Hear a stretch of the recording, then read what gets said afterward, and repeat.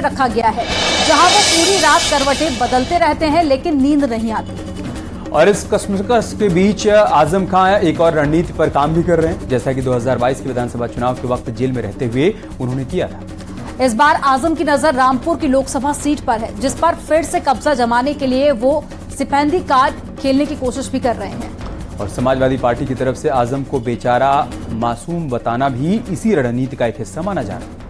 और इसी से जुड़ी एक रिपोर्ट आपको दिखाते हैं।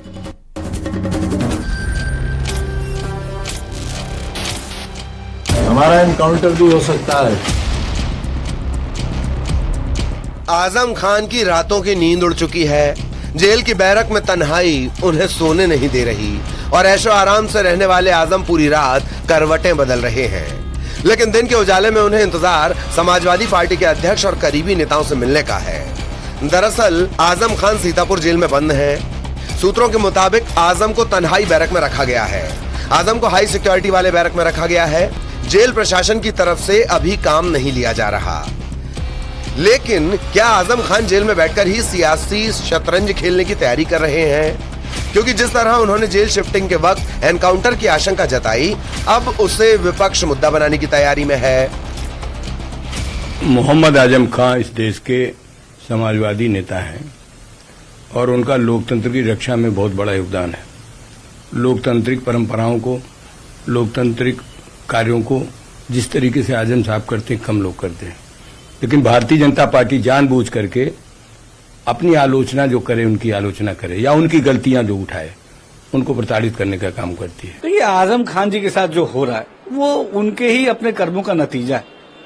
अपने शासन सत्ता काल में जिस तरीके से उन्होंने सत्ता का दुरुपयोग किया और नियम कायदे कानून की जो उन्होंने नियम कायदे कानून के साथ खिलवाड़ किया, ये उसका ही नतीजा है। अगर आप बबूल का पेड़ बोएंगे तो आपको मीठे फल कहाँ से मिलेंगे?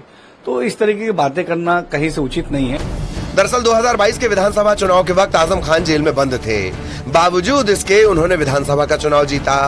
इतना ही नहीं, बेटे अब्दुल्ला आजम को भी सिंपैथी वोट का फायदा मिला और उन्होंने स्वार सीट पर अपनी जीत दर्ज करवाई। भले ही दोनों की विधायकी चली गई, लेकिन एक बार फिर 2024 का लोकसभा चुनाव सिर पर है। ऐसे में माना जा रहा है कि आजम जेल से ही खेल करने वाले हैं। अगर हम विधानसभा की बात की जाए तो जिस समय विधानसभा चुनाव हो रहे थे उस समय आजम खान सीतापुर की ही जेल में बंद थे। उस समय भी माना जा रहा था कि जो प्रदेश के जो टिकट फाइनल किए जाएंगे वो आजम खान की उसमें महत्वपूर्ण भूमिका रहेगी। दरअसल आजम खान की जेल यात्रा को समाजवादी पार्टी जुल्म बता रही है और कोशिश रामपुर की सीट पर वापसी की है, जहां अभी बीजेपी का कब्जा है। ऐसे में आजम की तरफ से एनकाउंटर का डर और समाजवादी पार्टी की तरफ से जुल्म और नाइंसाफी का संदेश ये बताने के लिए काफी है कि आजम तन्हाई बैरक में रिहाई की स्क्रिप्ट सियासी पन्नों पर लिख रहे हैं। Bureau report, news 18।